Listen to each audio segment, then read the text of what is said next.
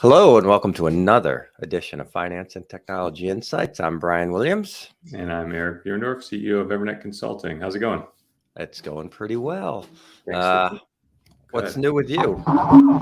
Well, I was going to say thank you for coming to our big cookout bash. That was a lot of fun meeting Luke and Lauren.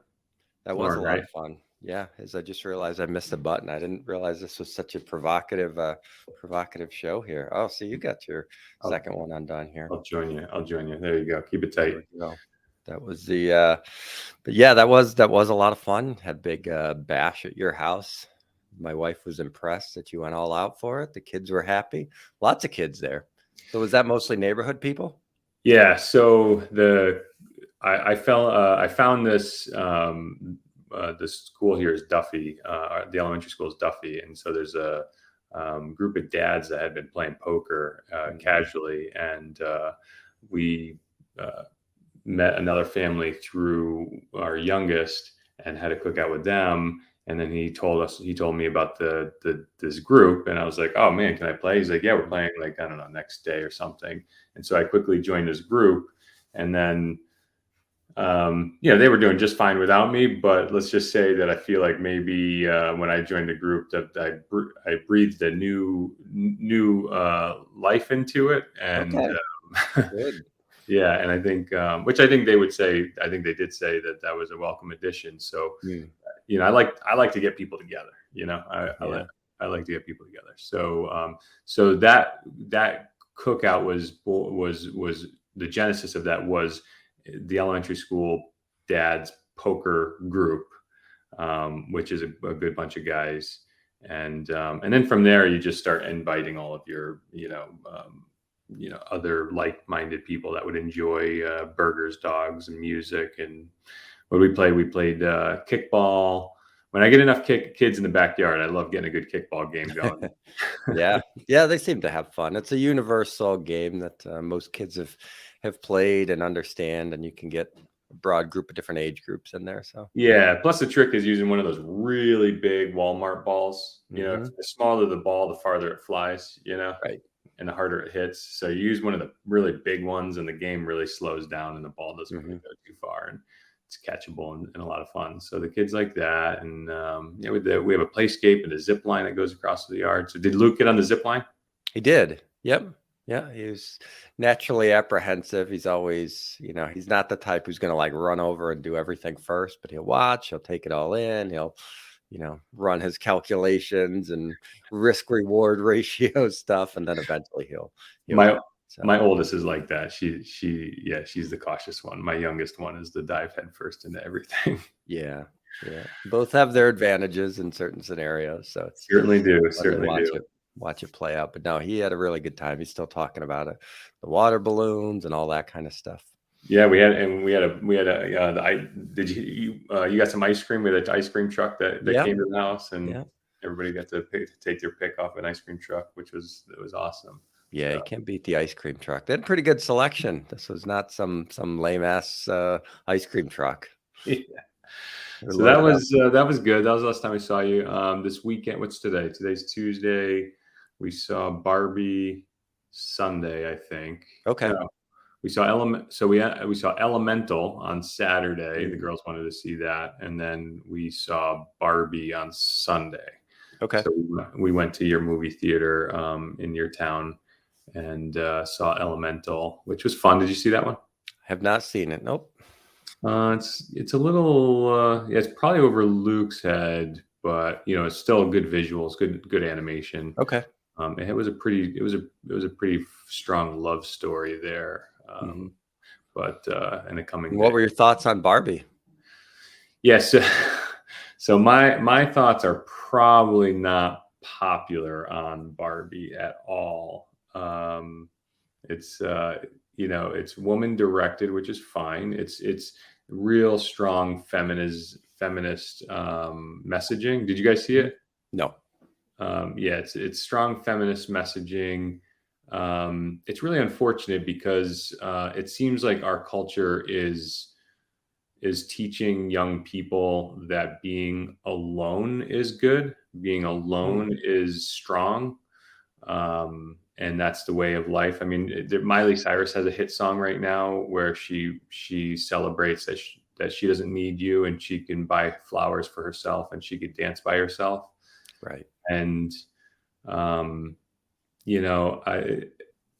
it's like a balance, of course. In my position is a balance, of course. Like it's good to be strong, be healthy alone.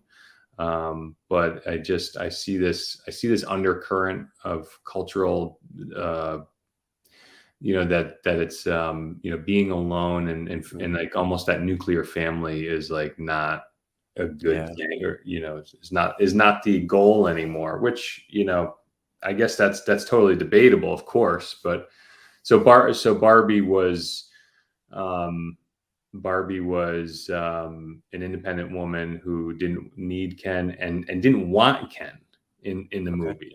And that in and of itself is okay too. But the problem was they made Barbie a de facto victim that had to bully men in order to edify Barbie. It was really kind of sad. Wow. Unless I completely missed the message. Man, that's a pretty deep analysis, though. I like it.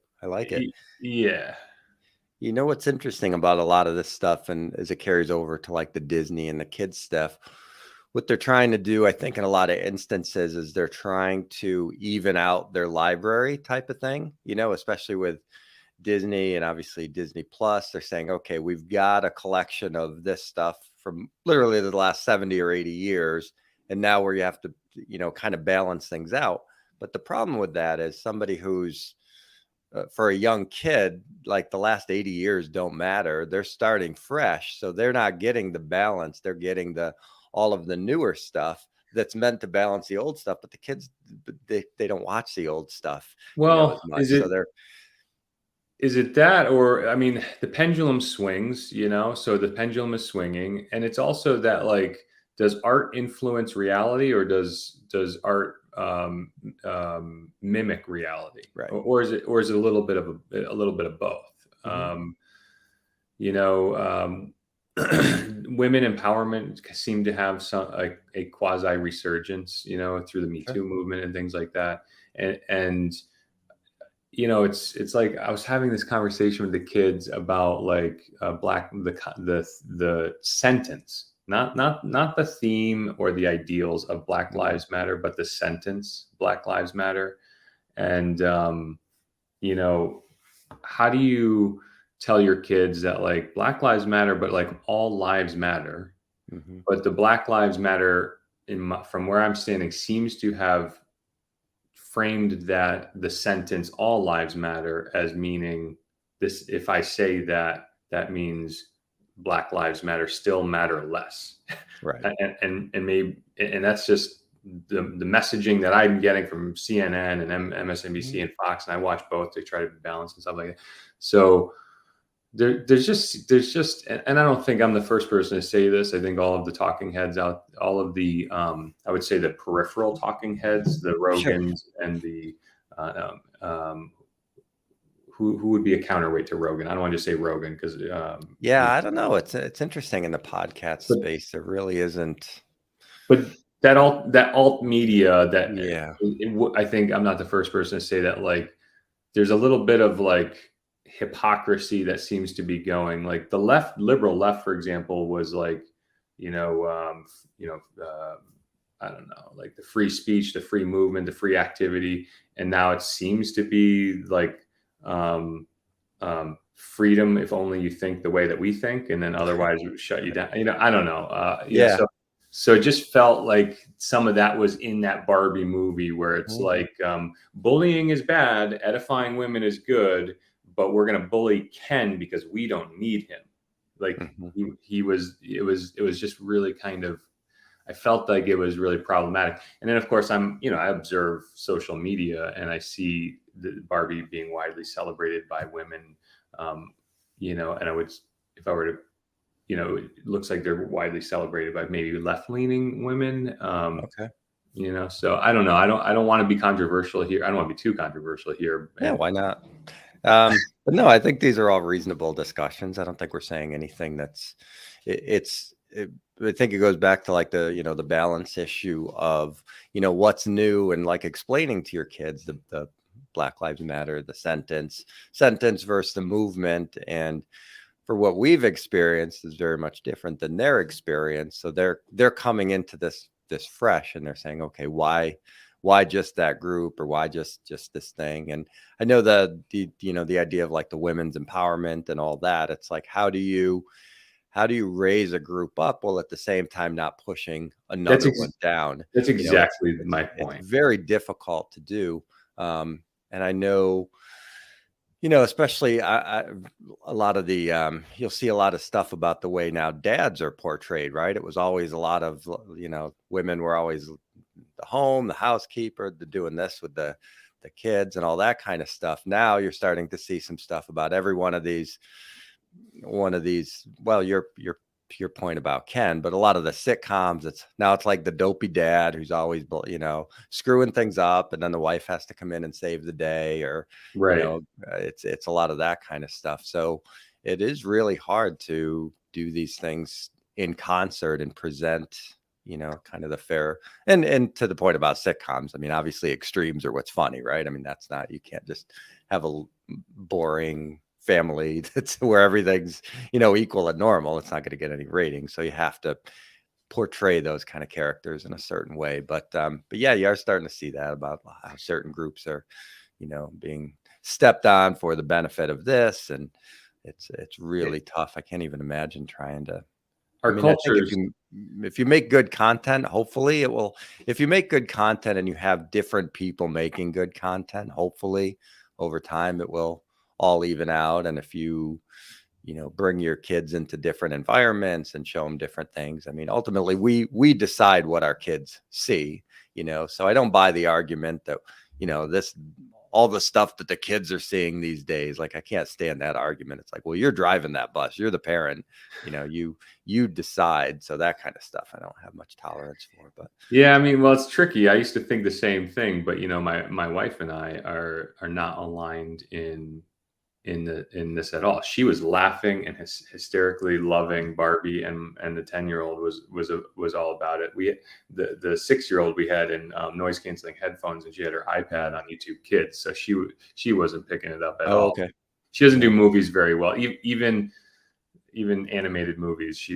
Like if it's too loud and bombastic, Malin, she's very sensitive with that. So we always bring an iPad in the head and the noise canceling headphones, which she invariably finds her way into just because it's too much for her. Mm-hmm. But it looks that way a little bit too. Yeah, the loud noises. And he actually went to his first movie theater. Sorry, I'm kind of cutting you off there, but he went to his first movie. He saw they're replaying some of the older movies, so he went to see Toy Story. So that was kind of fun. But yeah, so your wife and you are not aligned. Yeah. I was just gonna say, like, so there's Miley Cyrus song, which I don't rail against it, but it's like a big eye roll to me, and I kind of express that kind of every time it comes on the radio. But my wife and my older daughter, actually the little one, likes it too. And it's catchy. Like, the song is catchy. I can buy myself flowers. I can blah, blah, blah. And it's like, it's catchy, but like the messaging is, I think, and it's that like parents have control over I could turn the radio off, but then like I have three women that are like, oh, what are you, a big stick in the mud? You know what I mean? It's like, right, you're now that guy. It's like, okay. So like, we'll put, so I kind of, and then it's like, we want to go to Barbie. It's like, okay, let's go to Barbie. And honestly, I had no idea. I didn't read any of the zeitgeist or the, what was going on. Like, I had no idea what the tones, the review tones were of Barbie going into it. Mm-hmm. And then this one woman, she goes into this rant of like, we don't have to be all of the tropes and stereotypes of like women, the victimization of women. We don't have to be this, and we don't have to be that, and we don't have to be this, we don't have to be, and like, I was like, I'm not saying that those things didn't happen or aren't happening to women, but like, you're also seemingly putting the boot heel on your own shoulder so that you can knock it off. Do you know what I mean by that? Yeah, I do. Yeah. And the irony, of course, is this is all coming through through Barbie, which has been the kind of the poster child of objectifying women and unrealistic body And I types, think, all that kind of stuff, which is funny. and I think this was Mattel's effort to be that counterweight, Right. right? To try to somehow catch up to modern society and appeal to women with purple hair and shaved sides and all of that, all of the characteristics and trendiness that comes with that. But I don't know. I just and I don't want to keep dwelling on it, but it's just in summary, it's like we're like going through the anti-bully era. Yep. And yet we still call women Karens or men whatever the Karen equivalent is. And I'm like, I'm standing on the outside, like, you guys don't see how that's bullying, you know, like you don't see how like maybe all of the little girls named Karen or you know, all the women named Karen might not feel good about that. Mm-hmm. You know, and it's like I feel like we live on Lord of the Flies. I feel like it was like, how does the Constitution say all men are created equal, and yet we had slavery? Like, how did all the men in power look at each other with a straight face with that one? I know. What I mean? Yeah, I just feel like, and then when Trump was coming up as during the 2014 election or 2016 election, I'm like the Christian right was starting to endorse Donald Trump. I'm like, how are you guys all taking this guy seriously? Like he does not espouse your values at all. Yeah, it's really tough because you have to make some compromises. You have to really, you know, listening to people work their way through who they're voting for and why, and trying to justify certain things. It's like comical sometimes. It's like it's unprincipled, I think, is what ultimately I think I take issue with. Like people don't really codify, and I get it. Like I don't sit around like codifying my philosophy either, but you know, I feel like some of these are like easy. Some of these concepts are layups, you know, like, yeah, I mean, let's not be let's be against bullying. Using the word, you know, referring to somebody as a Karen might make all Karens in the world feel bad. Yeah. I don't know. Yeah, probably. That's probably not a big, Karens are certainly a minority, but it's probably not big enough to really make that big of a deal about. But how about, you know, the one that always In gets principle, though. Yes, I know. The principle of it is problematic. It's a moral hazard in principle. You know what I mean? Yeah. Hey, how about this one? Imagine seeing a woman at the beach and saying she had a mom bod. Can you imagine that? How well would that go? But we throw, I mean, dad bod is like, you know. Right. Dad bod, right. Yeah. Dad bod. Can you imagine? But people seem to throw that around, and it's not something most people are offended by, I don't think, although they certainly can be. Yeah, so it's funny that was how our weekend. What'd you do over the weekend?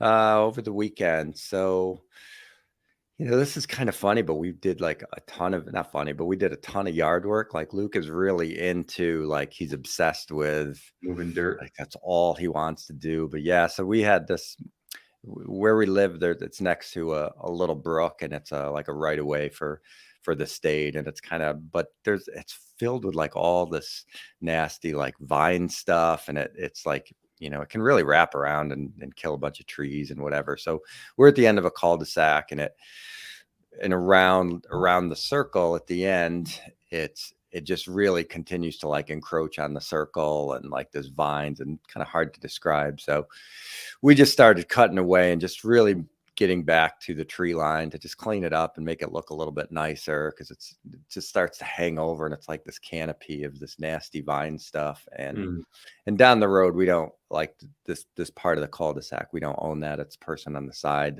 and they'll come through and they'll mow, but like it's just like coming across the road or whatever. So we got on this thing of like, all right, we're just going to cut what we own. We're just going to cut it back to the tree line. We're going to, you know, trim all the branches that like hit us in the head when we're mowing the lawn or whatever. So we went around and we're doing all that, and he's like obsessed with that. And then, you know, I got some crack filler for the driveway, and he's like, oh, I got to go fill some cracks. And now he's like obsessed with that. You guys guy, I love it.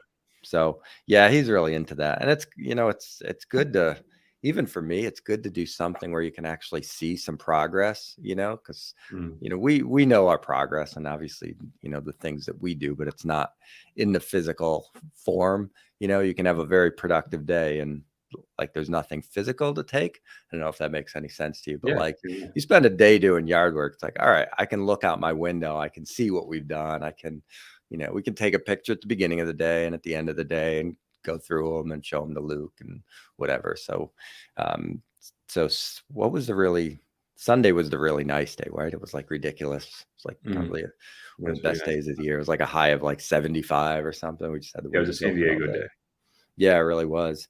So yeah, we were super into that, but good. Yeah. So good. Let's do this because we're already 20 minutes long and we haven't really covered any news. Let's talk about what's going on with our work at the tail end. You okay with maybe a pivot there? Yeah, sure. That's fine. Yeah. All right. So let's. It's kind of been a little bit slower for me a little bit anyway. So not a whole lot any interesting business wise, but. All right. Well, normally we go from what's happening personally, then what's happening at work, and then we get into some news. But I don't know, change a format to see if people like the news section.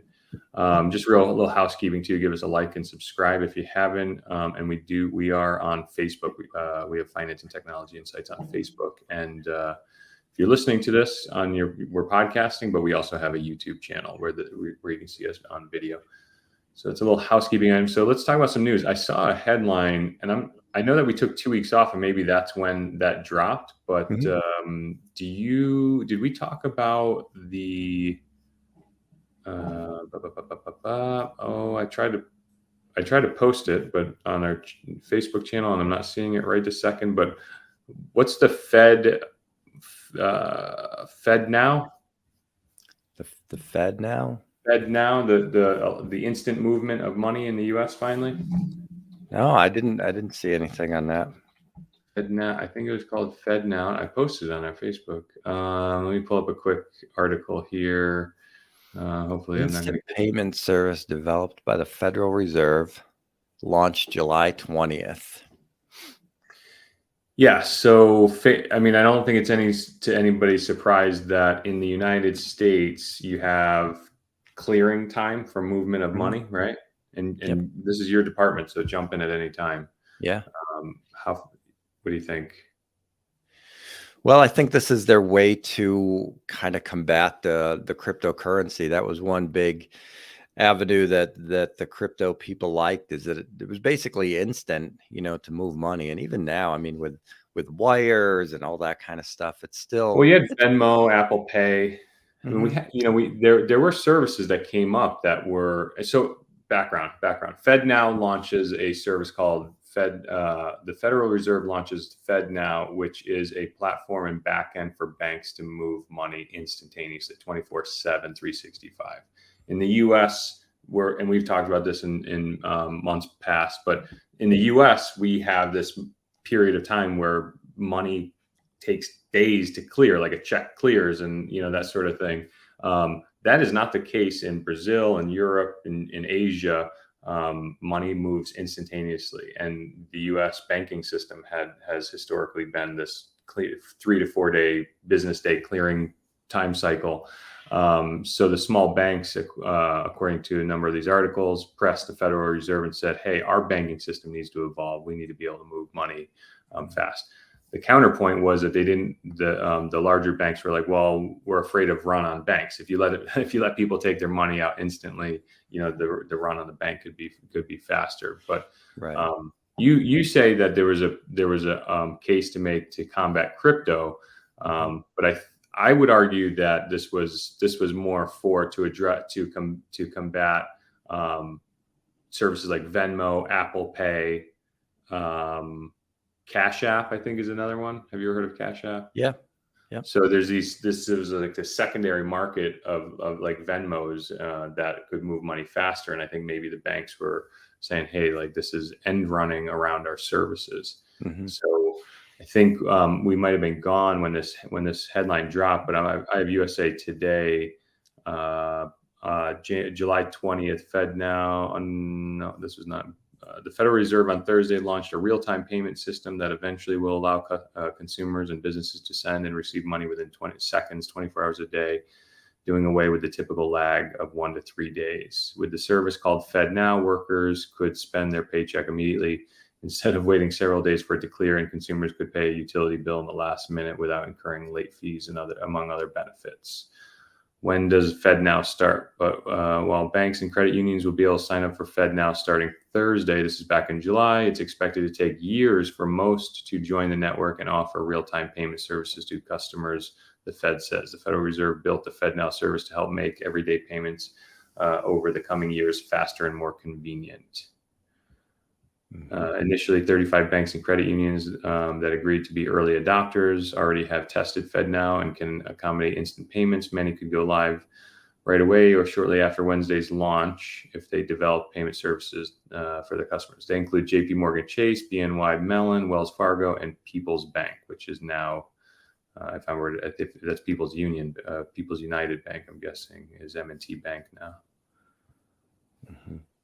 Sorry. Yeah. Yeah, and I've got an article up from New York Times, which is pretty good, comparing it to things like Zelle. Is that how that's pronounced? Zelle, that's right. Thank you. Zelle is another one. Yep. Yep. It says FedNow services offered directly to banks and not to customers, which means FedNow does not have an app or website where customers will be able to send money to each other. So different than like a Venmo or PayPal or something like that. So looks like it's more of a, interbank kind of deal rather than, and then it's going to be the banks that are overlaying their app or their website on top of it. So let me read this other piece here, continuing from the USA Today article. Currently, what is FedNow? Currently, checks, automated clearinghouse, ACH transactions, debit card processing, and other payments can take up to a few days to settle as the banks of the sender and receiver of the money communicate and verify that funds are available. The new service will allow the money to be transferred instantly, any time of the day or night, year-round. Mm-hmm. I mean, that's huge. Yeah, that is pretty nice. And I think that all ties into some of these systems that have you seen some of the payroll services where you can actually get paid like at the end of the day, like every day, or like literally getting paid instantly for the work that you do? Or a lot of these services, even it's like a payday advance type of thing, not necessarily a payday loan, but like more tied to your payroll and being able to get paid up front. But all of these are just moving towards the velocity of money and the speed of money and being able to pay things and also track it as well. So here's a piece that says, will FedNow replace cash? And this is a quote. It said the Federal Reserve has made no decision on issuing a central bank digital currency and would not do so without clear support of Congress and executive branch, ideally in the form of a specific authorizing law. It says it's not designed to replace cash or other payment options, but it's pretty clear that if they make the banking system easier to use, there may not be as much of a need for digital currencies. And, maybe they see with all of the Sam Bankman-Fried stuff and all that there is a need for consumers. There is a want there. They're trying to fill a void. So maybe they think this will sort of help. Even though it's not a digital currency, it will have some of the properties of a digital currency. Yeah. I mean, I think respectfully, you're the finance guy. I think you might be conflating this with crypto. I think this is plumbing. This is infrastructure. Mm-hmm. This is, why does an ACH transaction take 2 days to clear? I want to send you cash from my bank to your bank. That's an ACH transaction.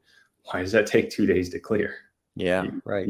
That, and you just pointed out your paycheck. Why if my employer were to write me a check, which effectively is an ACH, why can I not go to the bar Friday nights and pay my bills Saturday morning?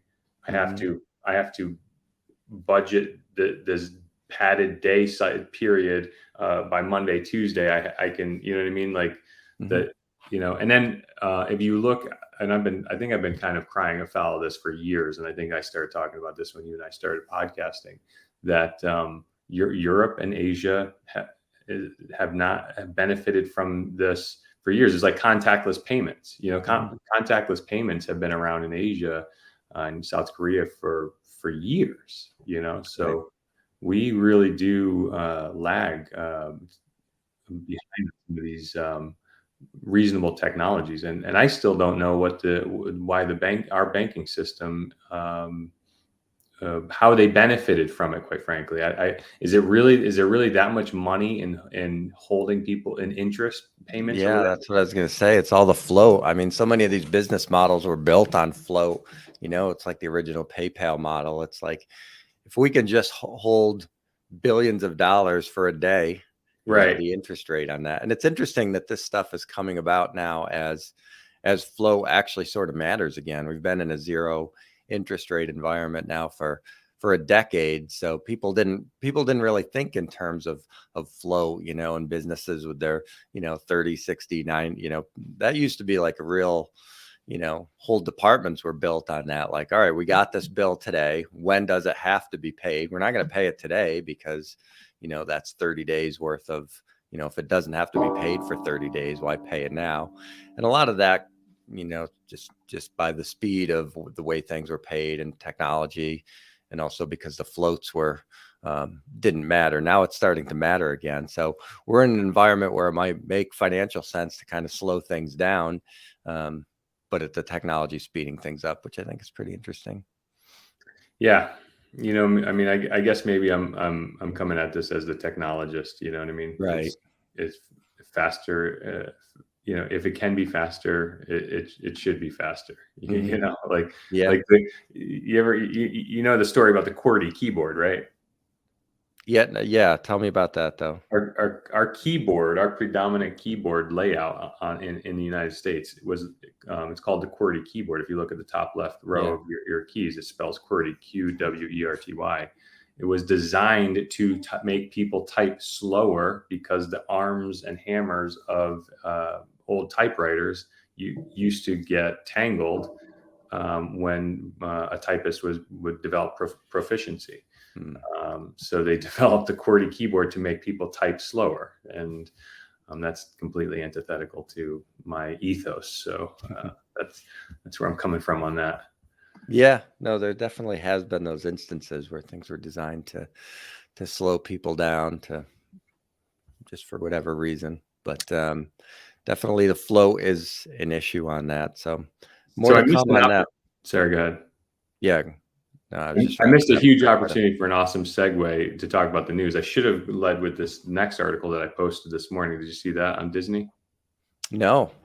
So I posted on our Facebook page. Let's see, Disney. Let me just pull it up, and I will do a screen share here. Screen share. Boom. Tell me if you have that. Did that slide come up? Yes. Yep, there it is. Disney. So this is from tomsguide.com, which is a technologist news periodical that I like. They tend to be pretty impartial. They report today or 19 hours ago, Disney just delivered potential death blow to DVDs and Blu-rays. Here's what's happening. So in short, Disney is no longer shipping their content on DVD or Blu-ray in the Australian market. Oh. And the article says, is this the first domino to fall in the end of DVDs and physical media? What do you think? I guess, yeah, it's something I hadn't thought about too much. I mean, we haven't bought any physical media in a long time. I haven't either, by the way. 10 years, I think maybe more. Yeah. Yeah, I mean, there's just so much on the streaming side. I'd be curious to know like what their sales were. The fact that it's going through Australia, I think, is interesting because I wonder if that's a just kind of a transportation and supply chain kind of thing. Because unless they're made in Australia, the idea of shipping a bunch of DVDs over there can't make a whole lot of financial sense. Yeah, I mean, I don't know what the margins were on those cheap discs and things. I feel like the margins must have been pretty good. But yeah, I guess they didn't. The article didn't go into the deep financial analysis.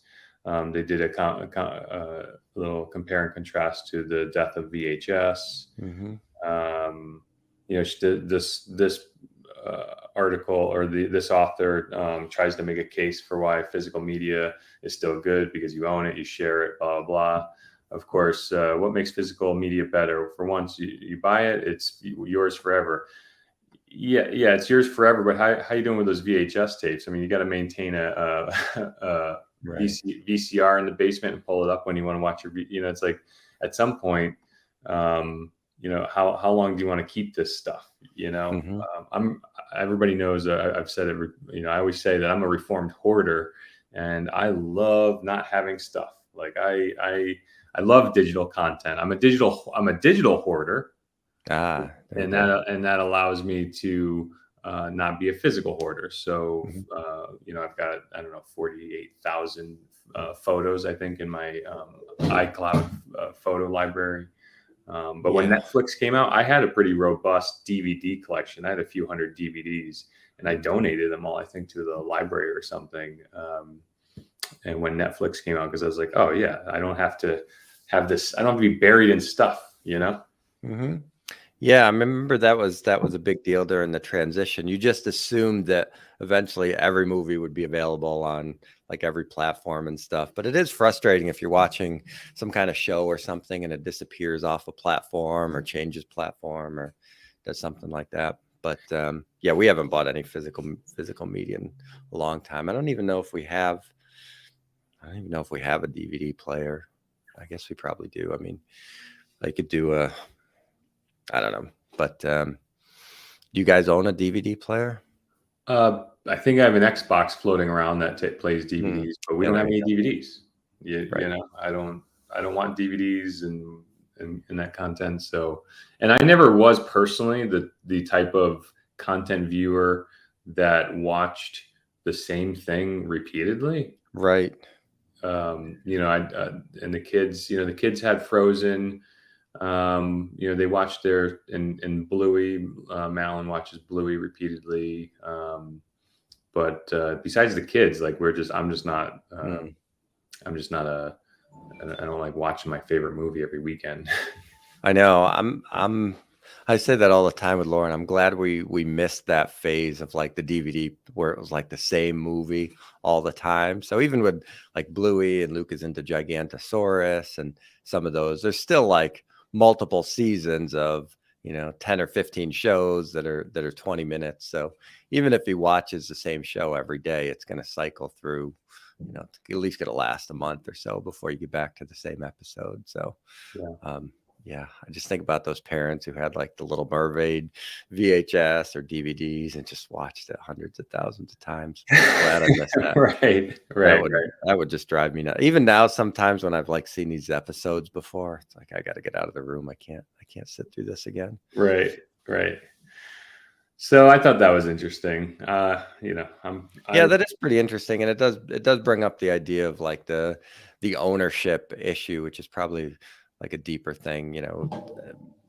Like with photos and um, the licensing stuff. We haven't really gone through a huge, somebody buys this movie, yeah, they own it, but it's tied to them, right? I mean, if Well, I think they sussed this out in the 2000s when people were ripping DVDs onto their Mhm. computers. Yeah, So, it was presumed that they owned the movie, but any IP lawyer would laugh at that sentence because they clearly don't own the movie. They have purchased a license to consume the movie in perpetuity on the respective medium that they purchased it on. mhm, And then the Supreme Court and the courts sussed out, okay, well, if the media is being damaged, like remember VHS videos, they would actually degrade the more that you right, use them, you know. So does your license entitle you to make a copy onto a replacement media for your own consumption? And the courts did support that and say you don't have to repurchase the license on or the video to transfer it onto another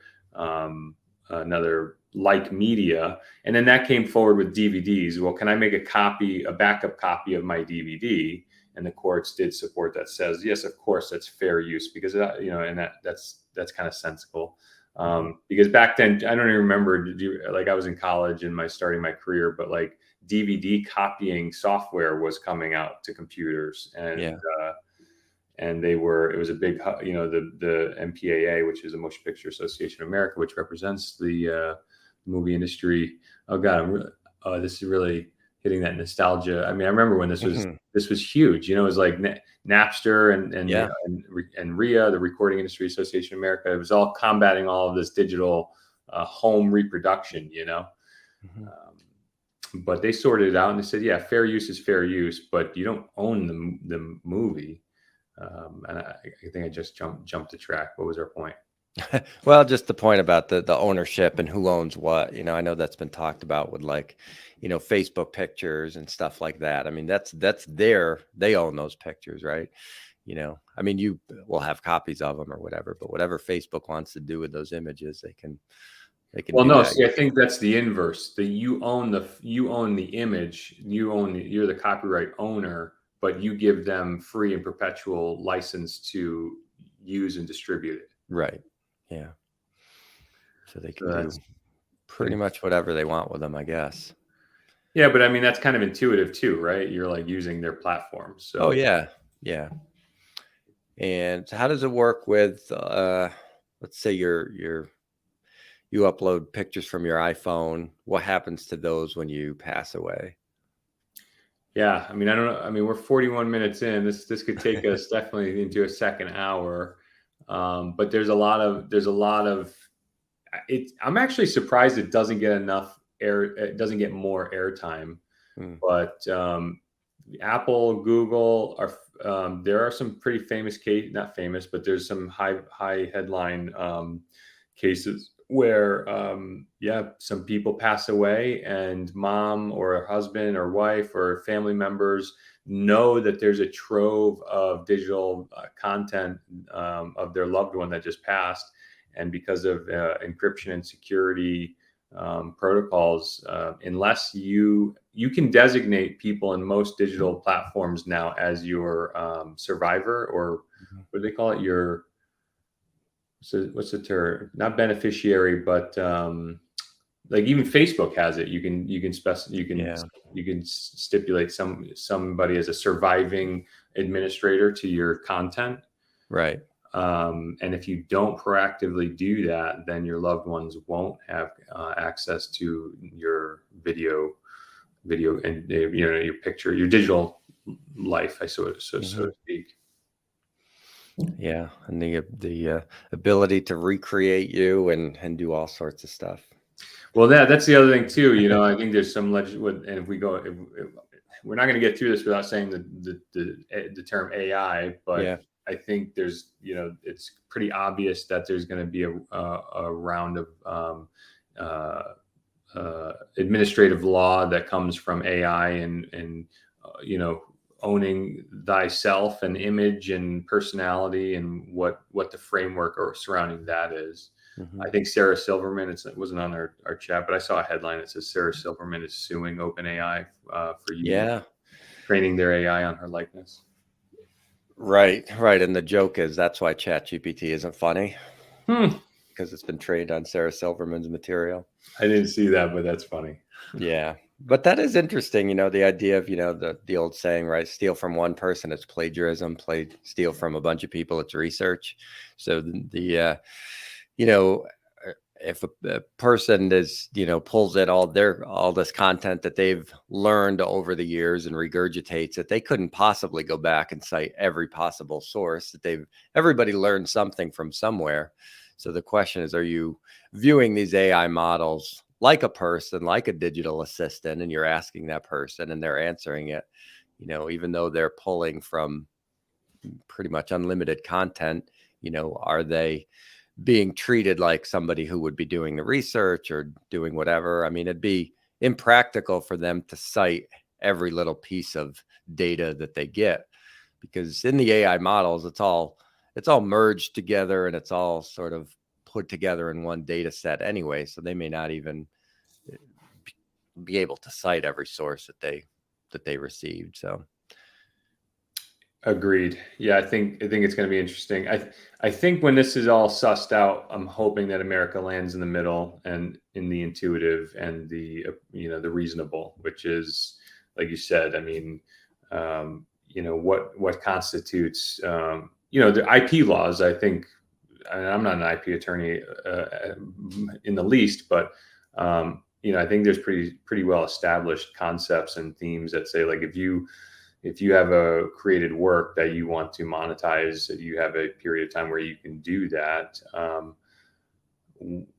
During the marketing and promotion of your created work, I know that slips into the public domain. So how do you, like I'll be back, everybody knows is I'll be back. So like, can AI not use that sentence? I don't know if it's copyrighted either or not, but you know what I mean? Like, can people can AI not, in parody? I mean, there's even parody laws that protect parody, you know what I mean? So there's this concept of fair use in our culture, in our IP law space, that I think they're just going to have to suss out, Well, even intellectually and creatively, we're all ultimately pulling from every source that we've ever, digested. Every painter or whatever is influenced by somebody somewhere. Every song, every whatever. Those have been interesting cases too.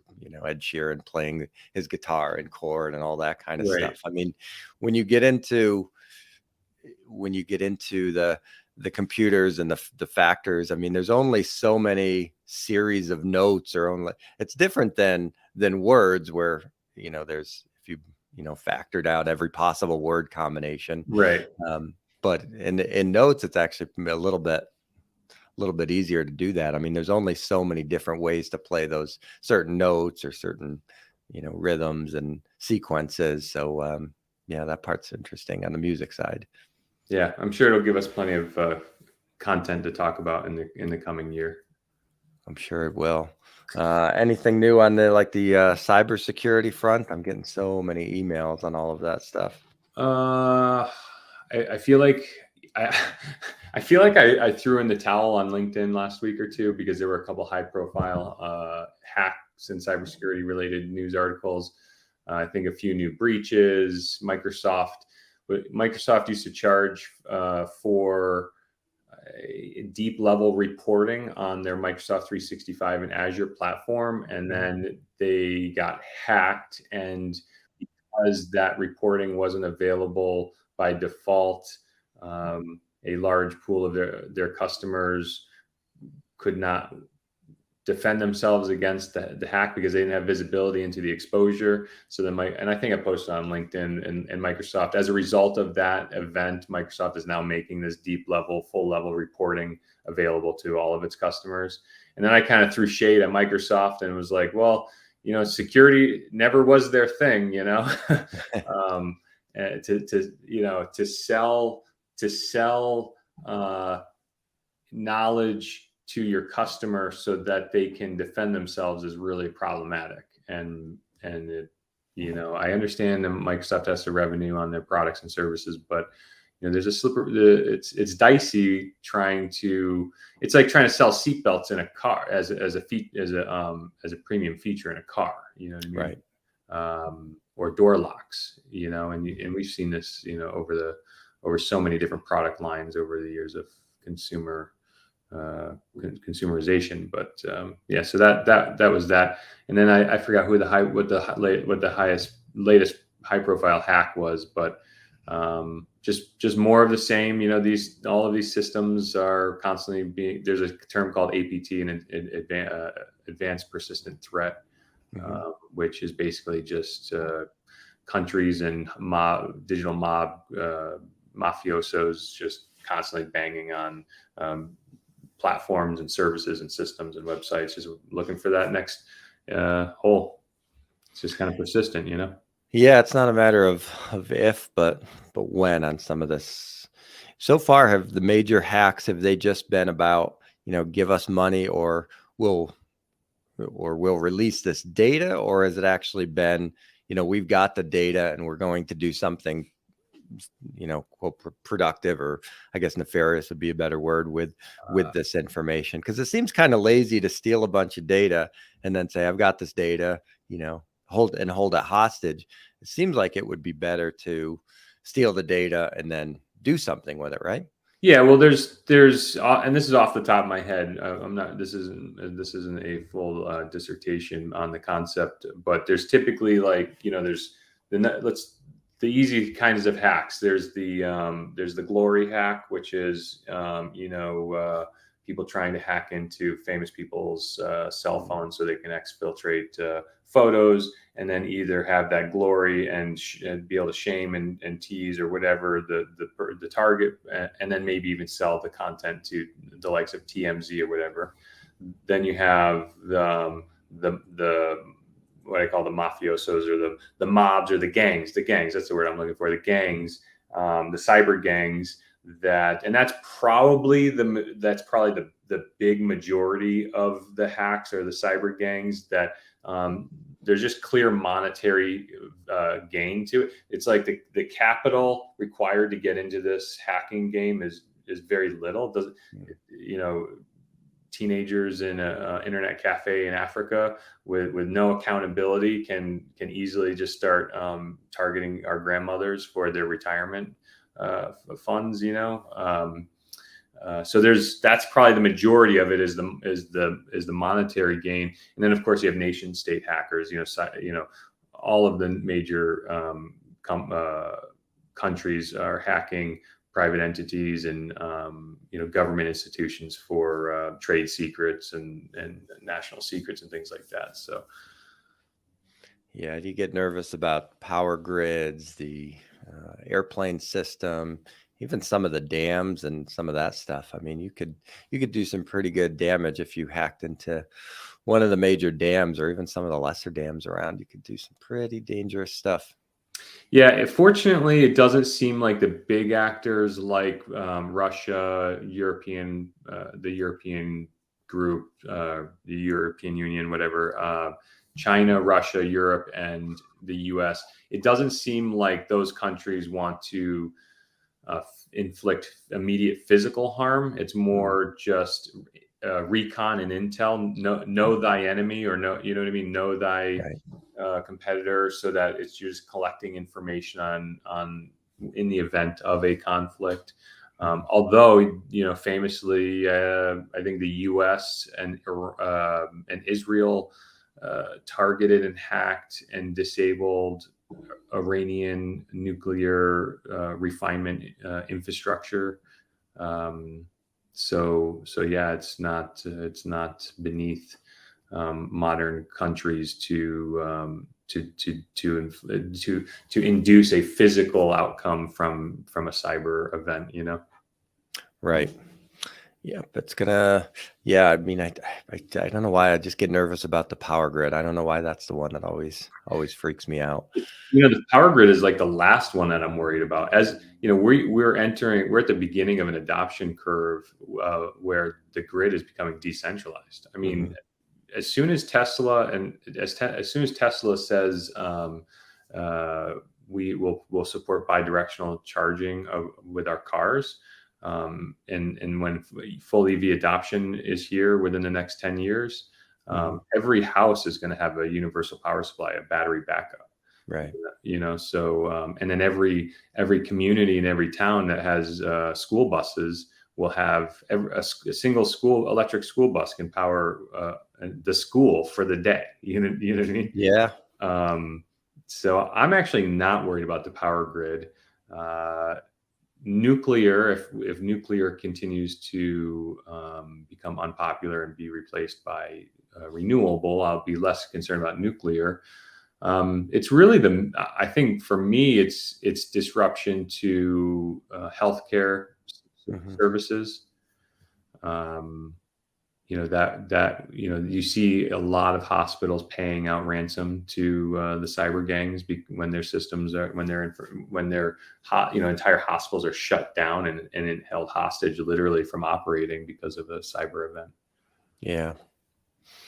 That's awful that can happen. But it does. All right, business.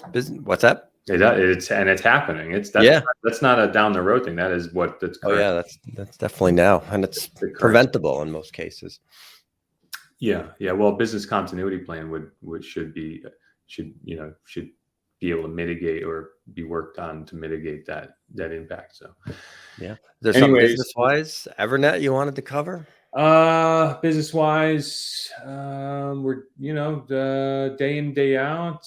We expanded our sales team last week, so we have more resources continuing to reach out to our future clients. So that's good. Personally, I am taking I've been studying all summer for a high level certification called the CISSP, Certified Information Security Professional, I think. So I'm testing on Monday next week for that. And I've taken a lot of tests and certifications in my day, and this one is definitely a doozy. So, Really? yeah. I mean, I haven't tested lower than 60% on it, but I'm averaging somewhere between 70 and 85. Maybe we've gotten a 90 there, which is not how I normally, when I've studied for certifications, I really don't like to go to the test unless I'm practice testing at like 95%, because I don't like to not know if what the outcome is going to be. But this one's tough. This one, Okay. It's mostly drawing from a lot of stuff that I used earlier in my career, which is like it's real. It's just memorization items and specific items that, like, conversationally at my level, if somebody was like, "Oh, hey, at what level of the OSI model does TCP operate?" Well, that one's kind of an easy one, but maybe like IPsec or something. You'd be like, "Oh, I'm pretty sure it's this one or this one," and you would be right. But if you were being tested on it and you had to be right, Right. you know what I mean? It's just kind of a different thing. So Yeah, that's the stuff I always struggled on too. Anything I could figure out, I would probably figure out. But if it's something I had to, monkey memorize or whatever, like that's always the stuff I struggled with. yeah, and it's really just not practical, like if some of these tests, and I don't want to poo-poo structured testing because it's whatever. Like I'll memorize this, I'll re-memorize some of these details again, and then it'll be fine. But like practically speaking and conversationally, you could be a highly qualified professional, and somebody goes like, "Oh, we're sorting out this routing issue between the two centralized locations across the country or whatever. What OSI stack is that again?" I mean, if we need the answer, I'm pretty sure it's one or two of the 7. But let me just just do a quick Google on that, and let me get that 100%. You know what I mean? So it's kind of that sort of thing. So that's going on with Evernet. What's going on with Northshire? Yeah, over the summer we took on a lot of new clients in June. So we're, speaking of the movement of money and how slow and how fast that can take. Some institutions are intentionally slow. They want to slow down paperwork, or they'll require additional signatures or gold medallion signatures or all that kind of nonsense, which can really slow people down. But for the most part, I think that part of the industry is getting a little bit better. So we're able to kind of see in real time where we are in the process. So we don't have to call and say, "Where's this transfer? Where's this transfer?" So it'll normally go through received, accepted, anticipated completion date. So that's really good. Got the Schwab and the TD stuff coming together at the end of the month. That seems to be looking good. There was a key piece of technology on the TD side there. They call it their iRebal, their rebalancing system, that people really liked.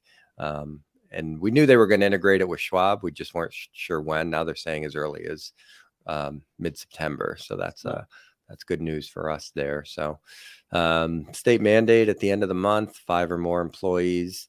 More of that stuff is starting to percolate a little bit online. Small businesses, I mean, it's never really a focus for them. And that's, wait, what do I have to do with this thing? And do I already have a plan, right? Don't I? Like, oh, no, you don't. You got to put this together. So just trying to continue to communicate that, get that message out there. How about vacations? You got anything else coming up? Or are you going straight through to school? Yeah, I think we're done for the year. Unfortunately, I think we're done for the year. The girls have a camp in the 2nd and 3rd week of August, And yeah, I think that's going to take us into.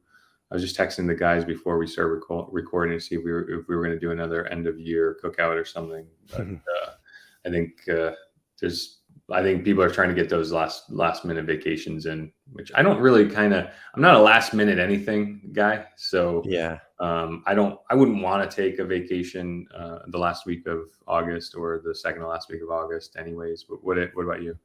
Yeah, we're doing this was like the grandma summer, so try to maximize time there. But we'll be going down to Florida. We're actually going to take the train down, so that's going to be next week. And so we're going to. I think we're taking the train down and then flying back, maybe. Oh, that's so fun. But we'll be there for a while. But you know, for me, it's just kind of changing zip codes. It's not necessarily a vacation, but it's a way to be somewhere different, and we'll get to enjoy the pool down there. And that's down in the what's that group? Villages. The Village? Yeah, that's yeah. cool. So there's plenty to do there. Lots of there's certain pools where kids are allowed and not allowed, and certain you know, times of the day when families are welcome and all that stuff. But we're pretty good at navigating that. We'll bust out the golf cart. We'll be all over it. Take lots of pictures and send me pictures of the train. I have huge train envy right now because I fantasize about taking a long form train ride somewhere. I know, I'd love to do it, and it is good to do. It's a little bit like the cruise in that it's good, like if you have a group of people or like multi-generational stuff, because people can kind of go do their own thing. You know, I was not a big cruise guy, but we did a cruise last year. And my mother-in-law went and her sister came, and it's like when people want to be together, they can be together and share a meal. But it's like if you just say, I don't want to see anybody today and I want to go do my own thing, it's like, hey, that's fine too. You know, so it's a way to, you know, if you're on land and you're in like adjoining hotel rooms or something, there's kind of that feel, or like at Disney, like you have to hang out with the people you're with all the time or whatever. But so the train would be kind of fun. We're big fans of this guy, Jeb Brooks. If you look on YouTube, he does these really good, high quality stuff. But he's more a plane guy, but he started doing a lot of train during the pandemic stuff. But he's done all the big routes in the U.S. I have a YouTuber that I think I subscribe to that does train ride reviews and stuff. It's cool. Really good. Go through all the sleeper car stuff. The one across Canada, I'm sure, is phenomenal. I'd love to do that, but cool. Someday. All right, let's bring us out. I am Eric Bjorndorf, CEO of Evernet Consulting. Evernet is a national IT service provider and managed service provider. You can find us at evernetco.com and at evernetco on your favorite social media. This is Finance and Technology Insights. We record every Tuesday. You can find us on YouTube and your favorite podcast app. And I'm joined by Brian. And I'm Brian Williams from Northshire Consulting. We're an independent investment advisory firm in Connecticut. I did forget to mention, we put out a nice video last week that was focusing on solo 401k, which is good for those people working side hustles or people who are self-employed. So those are good opportunities for people. That I recorded with a third-party administrator, a TPA partner, and we went back and forth on some of the advantages on that. So that's on our 401k and Beyond YouTube channel. I think I shared it on LinkedIn as well. But if you want to reach out to me, it's northshireconsulting.com. You can book a time there, and we'll see you next week. All right. Have a great week, Brian. See you.